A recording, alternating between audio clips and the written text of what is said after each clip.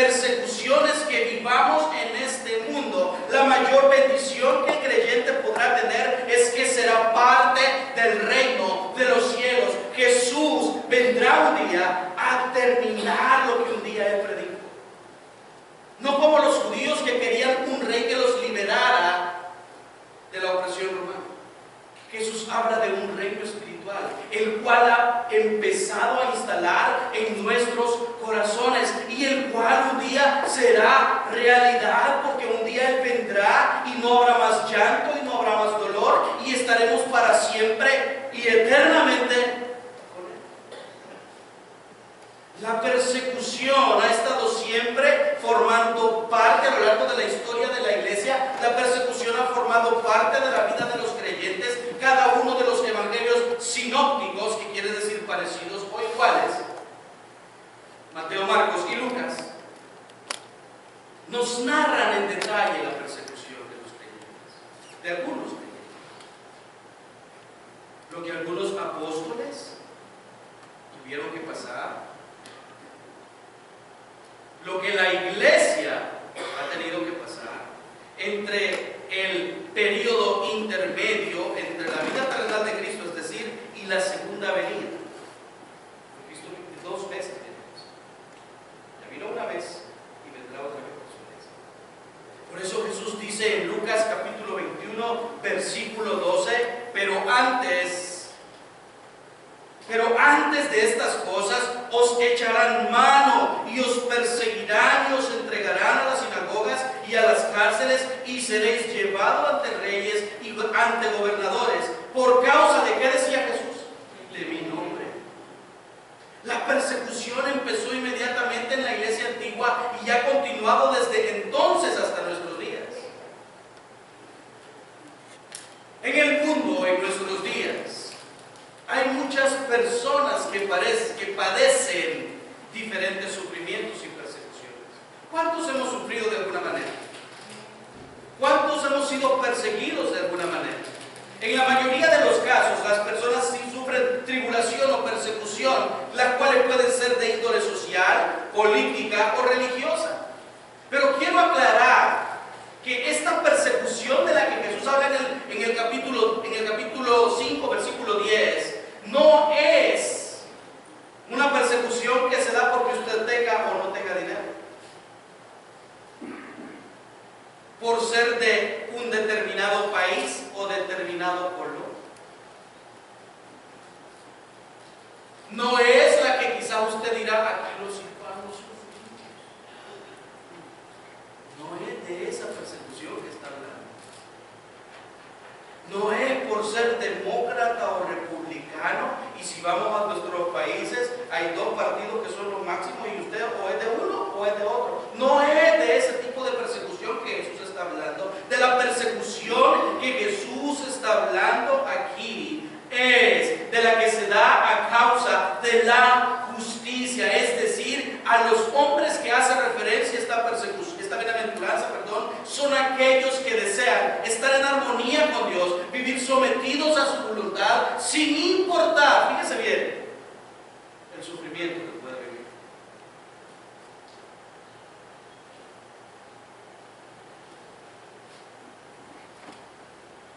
Sin importar las dificultades que pueda pasar, son hombres y mujeres que se mantienen firmes sin importar lo que les ocurra.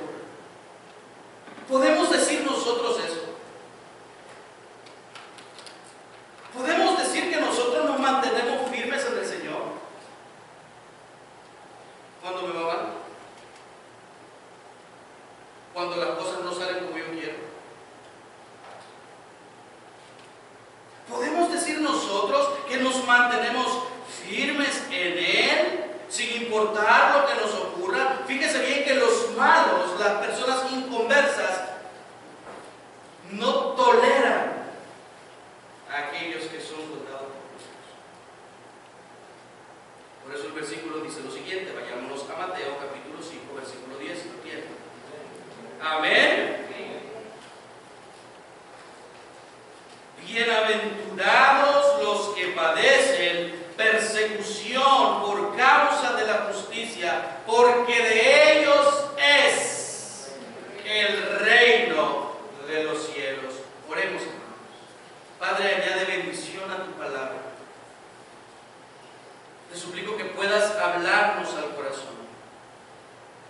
suplico, Señor, que podamos entender que muchas de las persecuciones, de los problemas que se nos presentan, de las dificultades que vivimos, Señor, cada tentación que sufrimos y la cual nos persigue, proviene de la persecución que el enemigo hace, Señor, en nosotros.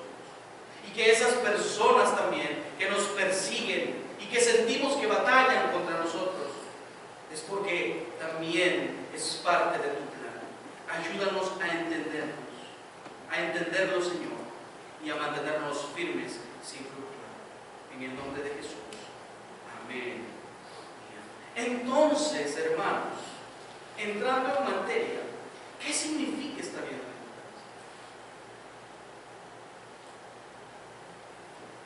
Se lo diré de la siguiente manera.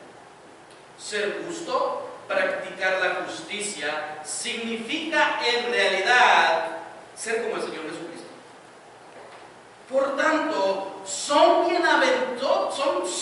bienaventurados nosotros, los perseguidos, porque somos como Él, porque tratamos de vivir como Cristo vivió, porque tratamos de imitar a Cristo en cada aspecto de nuestra vida. Por eso podemos decir que somos perseguidos.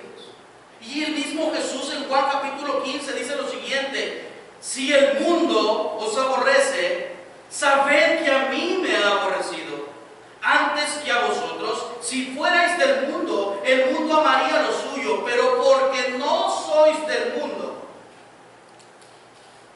antes yo os elegí del mundo, por eso el mundo os aborrece.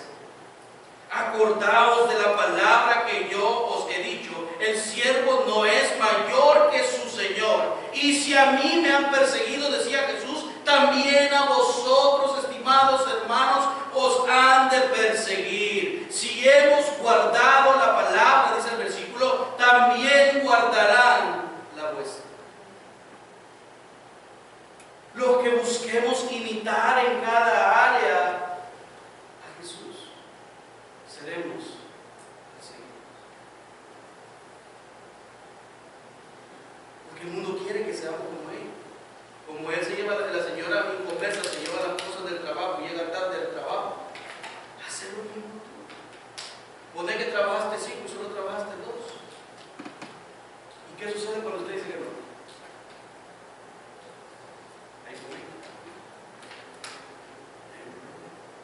Porque el mundo y nosotros no somos iguales. Estamos en el mundo, vivimos en el mundo, pero no somos de este mundo. Y eso es lo que Jesús quiere dejarnos claro. Que en algo tan sencillo vamos a ser confrontados y vamos a sufrir persecución. Hay una ilustración muy bonita que quisiera compartirles, que dice lo siguiente: antes de la independencia de los Estados Unidos, 3 ministros en el estado de Virginia fueron puestos en la cárcel por predicar el Evangelio. En el proceso, se leyó la acusación de que eran perturbadores de la paz porque predicaban el Evangelio del Hijo de Dios, pero Dios había provisto para ellos un protector, un abogado famoso en las cortes de Virginia, que supo que aquellos cristianos sufrían injustamente porque el Estado no permitía la libertad de conciencia ni daba libertad religiosa al pueblo. Este abogado montó a caballo y anduvo 25 leguas para defender a esos cristianos perseguidos. Entró en la corte mientras se leía la acusación de que ellos predicaban el Evangelio del Hijo de Dios. Tomó el documento, lo hizo ondear 3 veces sobre su cabeza y pronunció un discurso que hizo temblar hasta el mismo juez. Este, pálido y tembloroso, puso en libertad a los prisioneros. El discurso en favor de la libertad religiosa fue tan espantoso para el juez como el terremoto para el carcelero de Filipos. Ambos medios habían sido enviados providencialmente por el poder. Hermanos, a pesar de los problemas, a pesar de la persecución, a pesar de la tribulación que podamos enfrentar, debemos recordar que Dios ha prometido estar con nosotros no solo hoy, no solo mañana, sino hasta el fin de los tiempos. Así como sucedió a estos 3 ministros aquí en el estado de Virginia hace muchos años atrás. A lo largo de la historia de la iglesia, repito nuevamente lo que dije hace unos minutos, muchos son los hombres que han sufrido persecución por parte de reinos, de imperios, de papas. Por ejemplo, Nerón. Nerón fue uno de los emperadores más crueles, más sanguinarios, más extravagantes que han existido. Fue uno de los que cruelmente persiguió a los cristianos.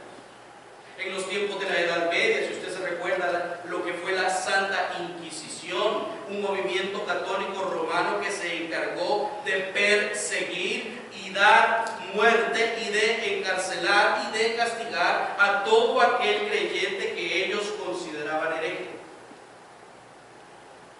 con el único propósito de acabar con ellos, para que su predicación no continuase expandiendo, no se continuase expandiendo. En los tiempos de la Reforma, que dicho de paso, este mes se cumplen 500 años de la Reforma. Juan Hus, un reformador, nacido en República Checa aproximadamente ya por el año 1370, fue una de las personas que Dios utilizó muchísimo en el proceso reformador. Este hombre murió quemado en la hoguera por causa de eso. El mismo Martín Lutero, luego de la dieta de Worms, o luego del juicio que le hicieron, tuvo que esconderse, o alguien lo mantuvo escondido, protegido, porque lo querían matar. Y así yo podría mencionar muchísimos ejemplos hasta el día de hoy. A diario se reciben y se escuchan y se ven en las noticias reportes de creyentes asiáticos y africanos que están siendo arrestados, acosados, golpeados por predicar o por su fe. La semana pasada un joven pakistaní de 14 años fue golpeado por la policía de ese país, luego de que él en el colegio, en la escuela, tuviera una discusión con otro joven de 14 años por su fe. Un país altamente musulmán. Y él era creyente, era cristiano. Hermanos, hay regiones en el mundo donde edificios de iglesias han sido quemados, han sido derrumbados. Usted entiende la bendición que tenemos nosotros de estar en este país y poder tener libre predicación, libre culto, sin que nos estén chequeando ni se nos estén persiguiendo. Todos los creyentes estamos expuestos a ser víctimas de personas hostiles al Evangelio. Hay obreros cristianos que deben de estar preparados para pagar el precio. Yo no. ¿Pero qué ha hecho Cristo por usted? ¿Qué hizo Cristo por usted?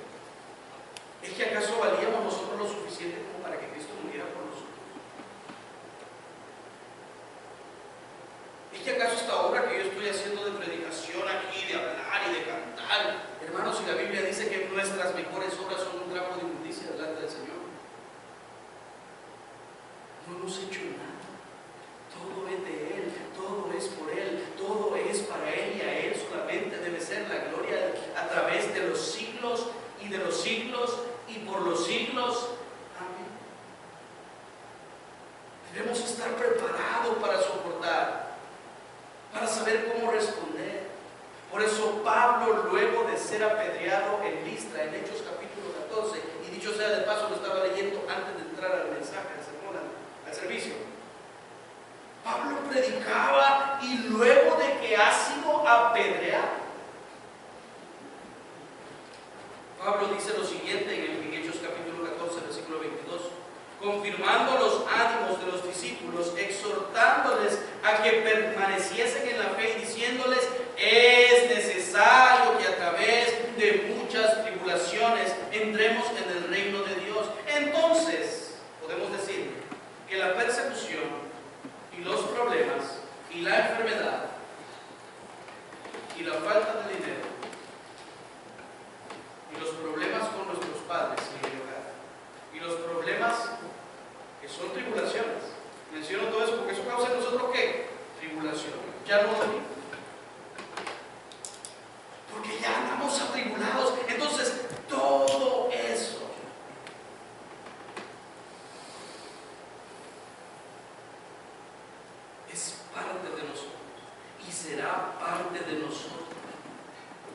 si de verdad decimos que hemos creído en Cristo.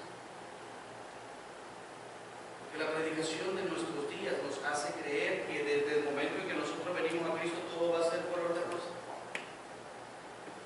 Y no es lo que dice.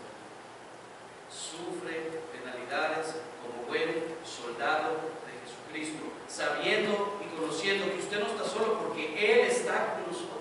Entonces Jehová Dios, Jehová bendito sea por los siglos, Jehová bendito, y Él tiene el control de nuestra vida, porque Él es un Dios soberano que dice, que hace, que quita, que da, que provee, que bendice, que no bendice. Pero lo que nosotros debemos tener en cuenta es que un día estaremos con Él, y todo lo que aquí pasó.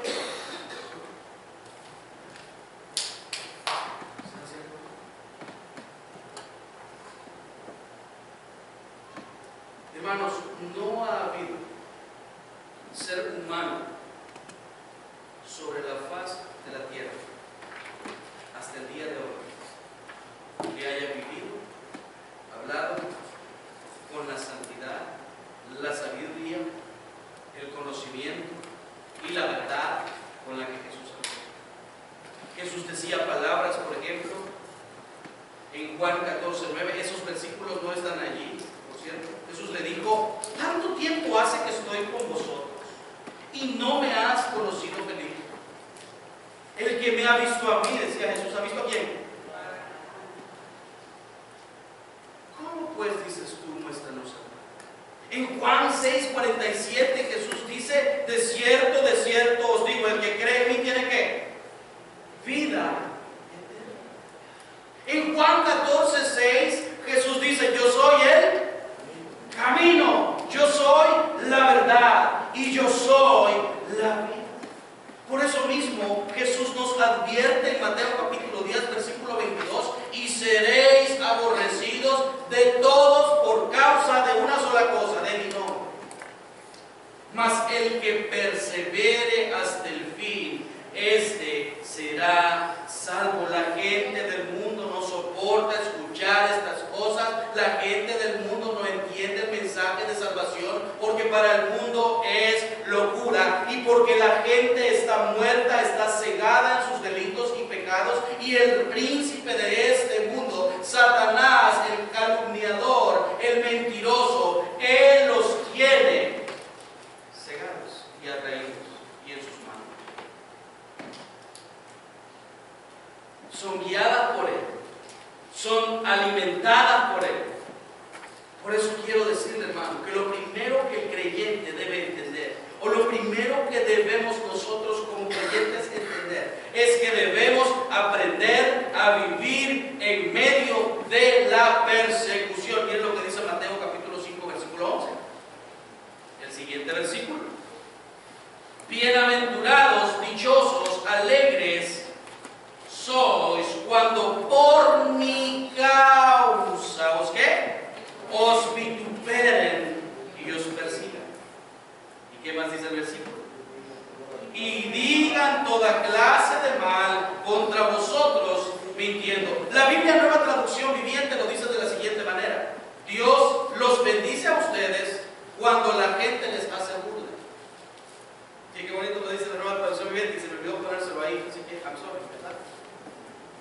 Dice: Dios los bendice a ustedes cuando la gente les hace burla y los persigue y miente acerca de ustedes y dice toda clase de cosas malas en su contra, porque ustedes son mis seguidores, dice Jesús. Entonces debemos sentirnos dichosos, debemos sentirnos alegres cuando por la causa de Cristo la gente nos vitupera y nos persiga. Pero nadie quiere sentirse avergonzado. Nadie quiere sentirse achicado, dice.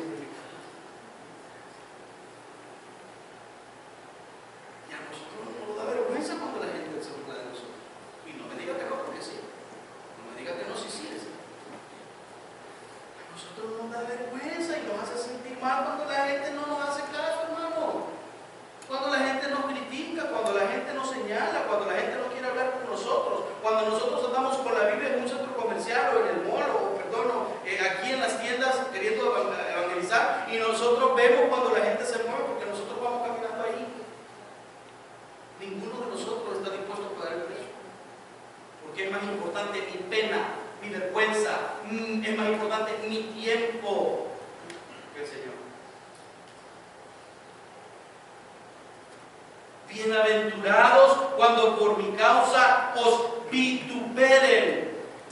El diccionario de la Real Academia de la Lengua lo define como reprobar, criticar, censurar a algo o a alguien. Es decir, el creyente debe aprender a vivir en un mundo que constantemente le critica. Usted está en el ojo del huracán todo el tiempo. Su vecino puede hacer lo que quiera, pero usted no. Y no porque yo lo diga ni porque la Biblia se lo diga, sino porque usted está todo el tiempo. Usted se equivocó en el trabajo y la gente sabe que es creyente. ¿Qué pasa? La gente se burla, no solo por nuestro testimonio, sino a veces por nuestra fe. ¿Ya le vas a dejar el dinero al pastor? ¿Cierto, hermano? Es cierto, así dice la gente afuera y afecta tanto en nuestra mente que es más importante quedarnos con ese estigma en la cabeza, porque somos fanáticos y solo en la iglesia pasamos. Ese es otro estigma en nuestra mente que la gente nos señala. Y es más importante eso, ¿sabe por qué? Porque se refleja en mi acción.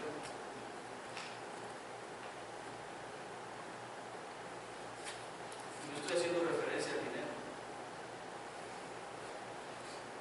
pero lo que la gente dice nos afecta tanto y es más importante que lo que nosotros conocemos. El creyente es rechazado por su familia. El creyente es rechazado por sus compañeros de trabajo. Recibe burlas en su trabajo, recibe negaciones o recibe rechazo cuando usted intenta compartir su fe con nuestra misma familia incluso. Y lo mismo le sucedió a Pablo cuando predicaba, mi hermano, si es que no es nuevo. Pablo, luego de su conversión en Hechos capítulo 9, Pablo predicaba el Evangelio. Y no le importaba que los judíos que los mismos judíos quisiesen matarlo. Él continuaba predicando, tanto fue así que sus discípulos decidieron bajarlo por una canasta a medianoche. El mundo no tolera que usted le diga a un homosexual: tú estás en pecado. ¿Qué sucede cuando eso pasa en la calle? ¿Cuál es el odio de la comunidad homosexual? ¿Volvió cristiano? ¿Qué dice la Biblia? Dígale usted a un homosexual que lo que dice la Biblia y no lo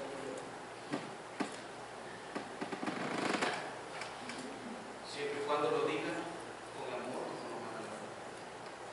Nuestra palabra debe ser todo el tiempo sazonada con sal. Tenemos que saber cómo decirlo las cosas. La verdad siempre duele, suavecita o fuertecita, pero siempre duele.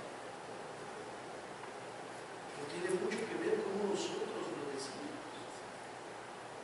El mundo detesta todo lo que tiene que ver con Dios y con Cristo y con los cristianos.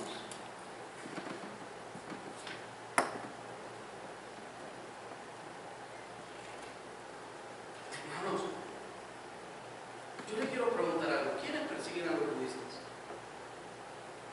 ¿Quiénes persiguen a los mormones? ¿Quiénes persiguen a los testigos de Jehová? ¿Quiénes persiguen a los musulmanes? En algunos casos los pueden perseguir, pero es una de las religiones con mayor crecimiento a nivel mundial y nosotros lo que estamos haciendo para evitar eso. Pero los cristianos sí. Debemos sentirnos dichosos porque eso es así. En vez de deprimirme, de desanimarme, debe ser un motivo, debe ser de que yo me sienta motivado a seguir creyendo lo que hasta hoy he creído, a mantenerme siempre firmes en la fe. ¿Saben por qué? Porque nuestra esperanza no está puesta en el mundo, ni en los gobernantes, ni en las personas a mi alrededor, sino en las promesas que Jesús nos dio. Y Jesús dice en Juan 18:36, respondió Jesús: mi reino no es de este mundo. Si mi reino fuera de este mundo, mis servidores, decía Jesús, pelearían para que yo no fuera entregado a los judíos. Pero mi reino no es de él. Por eso es que usted no ha entendido todavía que usted está desplazado.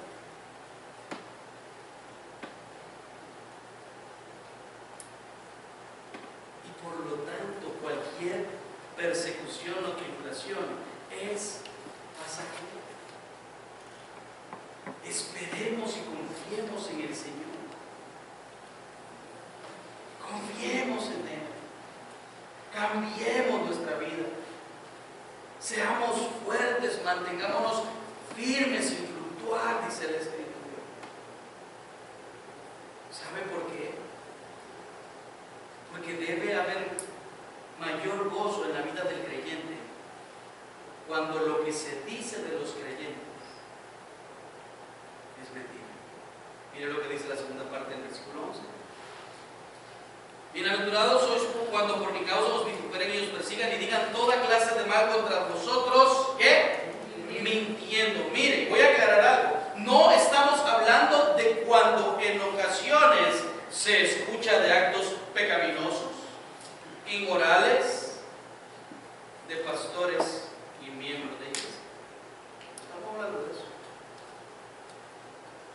Porque muchas cosas que se oyen de pastores y de miembros de iglesia lamentablemente suceden. Si no estoy hablando cuando se hacen o se dicen cosas con el fin de desprestigiar o calumniar falsamente. Cuando mi testimonio, fíjese bien, cuando mi testimonio y mi comportamiento es el mismo aquí y fuera de la iglesia, cuando mi vida está apegada a la Escritura, cuando mi vida da frutos dignos de arrepentimiento y aún así soy criticado, y aún así somos atacados, y aún así somos injuriados falsamente, solo por el hecho de que, porque ya no vivimos como vivíamos antes, algo sucedió en nuestra vida y ese ha sido el Espíritu Santo que nos ha regenerado y nos ha dado un nuevo nacimiento. Entonces ya lo que hacía antes ya no lo hago hoy. En ese momento es cuando no hay nada que decir en contra del hermano. Por eso Pablo dice a Timoteo en capítulo 3 de primera carta a Timoteo que aquel que anhela obispado es necesario que sea irreprensible. ¿Qué quiere decir eso? Que no tenga cola que le pisen. Así. Para decirlo fácil, que no tenga cola que le pisen. Cuando usted no tiene cola que le pisen y todavía lo atacan, de eso estamos hablando. No hay que hablar mal del hermano, pero vive como la Biblia manda. Luche con su tentación, luche con su pecado, busca del Señor, ora, hay frutos en su vida, pero solo por el hecho de ser seguidores y creyentes somos atacados. Si del mismo Jesús, miren, del mismo Jesús, de nuestro Señor Jesucristo, se dijo todo tipo de cosas. Luego de liberar a un endemoniado en Mateo capítulo 12, que dijeron los fariseos, mas los fariseos al oírlo decían: este no echa fuera los demonios, sino por Beelzebú, príncipe de los demonios. Si del Hijo de Dios dijeron eso, si del Creador de este mundo dijeron eso, ¿qué nos pueden decir de nosotros? ¿Daba Jesús motivos para que la gente hablara de él? Motivos inmorales y motivos pecaminosos, ¿verdad que no? Él vivía sometido a su Padre, enseñando, predicando, haciendo milagros, discipulando, y aún así hablaba de él. ¿Qué sucedió en los tiempos de Nerón? Nerón le dio fuego a Roma y dijo que los cristianos habían sido.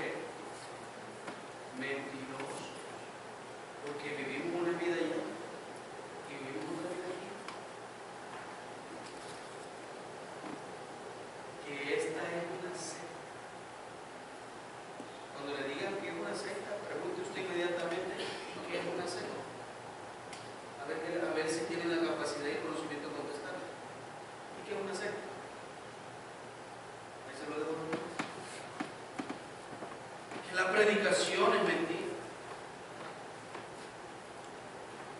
Pasaba en la televisión un día de estos y veía a un señor ahí en un canal católico que decía: católico, ignorante, seguro protestante. Así nos ve el mundo a nosotros. ¿Cómo nos están diciendo? Analfabetos, incultos, desinformados, profanos. ¿Será que nosotros somos desinformados? ¿De todo hay en la viña del Señor? Pero la Biblia dice en Juan capítulo 8, versículo 31 al 32, dijo entonces Jesús a los judíos que habían creído en él: si vosotros permaneciereis en mi palabra, seréis verdaderamente mis discípulos, y conoceréis la verdad, y la verdad os hará libre. Jesús no hablaba de una creencia falsa, porque la misma Biblia dice que los demonios creen. Eso dice la Biblia. Y hay muchos en la iglesia que creen, pero no han sido convertidos, pero no han sido transformados, pero no han sido cambiados.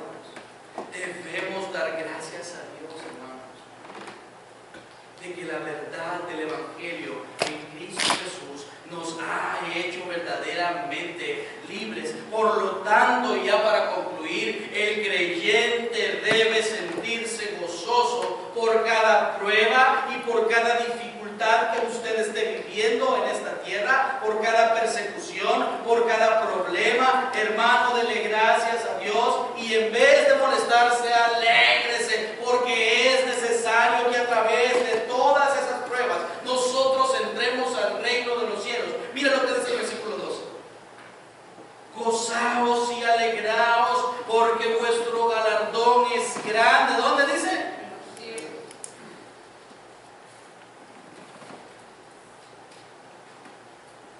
Vuestro galardón es grande en los cielos. ¿Qué es un galardón? Es un premio, hermano, es una recompensa por méritos, por servicio. Eso es lo que el diccionario, así la define el diccionario. Entonces, la persecución que nosotros vivimos aquí tendrá una recompensa.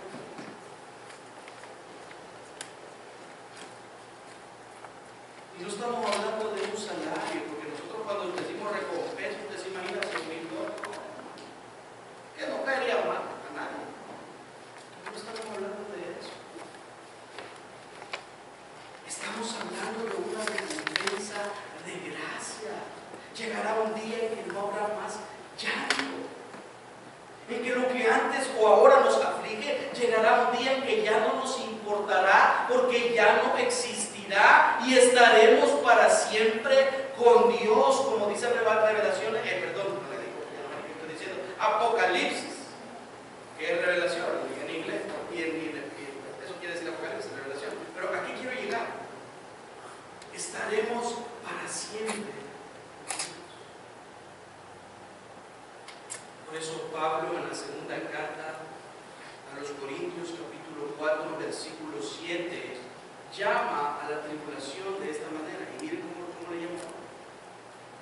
Porque esta, ¿qué dice? ¿Esta qué dice?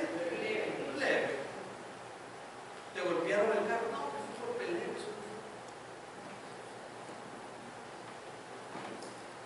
Porque esta leve tribulación momentánea produce en mí, produce en el hermano Jorge, produce en mi hermano Frank, produce en nosotros un cada vez más excelente y eterno peso de gloria, no mirando las cosas que se ven, sino las que no se ven, pues las cosas que se ven son temporales, pero las que no se ven son eternas. ¿Qué cosas está viendo usted? ¿Está viendo el problema que está viviendo? ¿Está viendo que Dios aún no ha contestado esa petición familiar que usted tiene?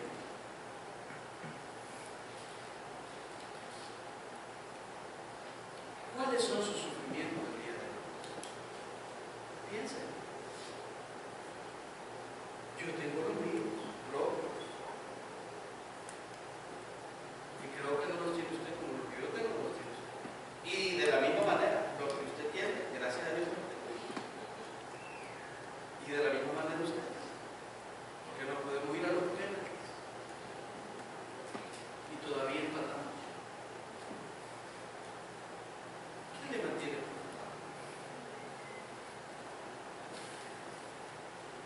¿Qué enfermedad?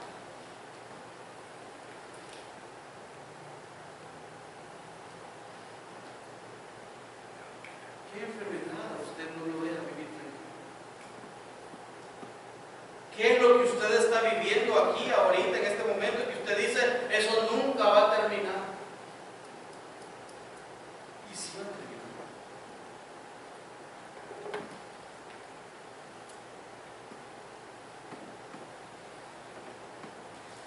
Debemos saber que Dios está en control de todas las cosas. ¿Por qué? Mire lo que dice el versículo 12 del Antiguo Testamento.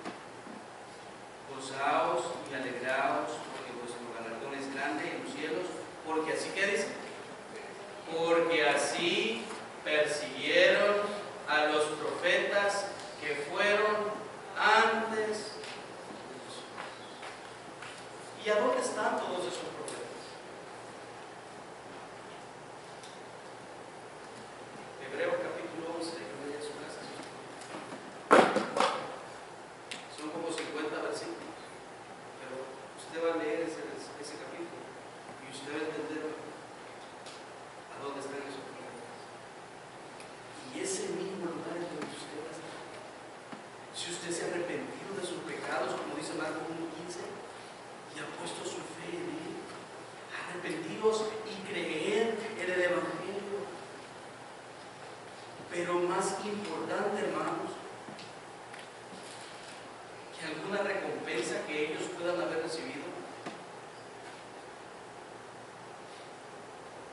nosotros recibiremos también esa recompensa si nos mantenemos fieles a nuestro Señor, si nos mantenemos firmes, sabiendo que sea que vivamos, sea lo que vivamos, perdón, o lo que suframos, sepamos o debemos saber, más bien dicho, que todo depende de Dios y no de nosotros.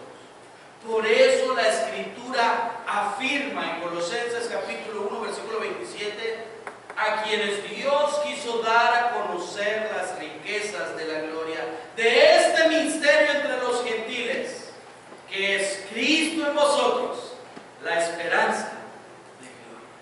Vamos. Padre, grande es tu misericordia, grande es tu bondad, grande es tu amor.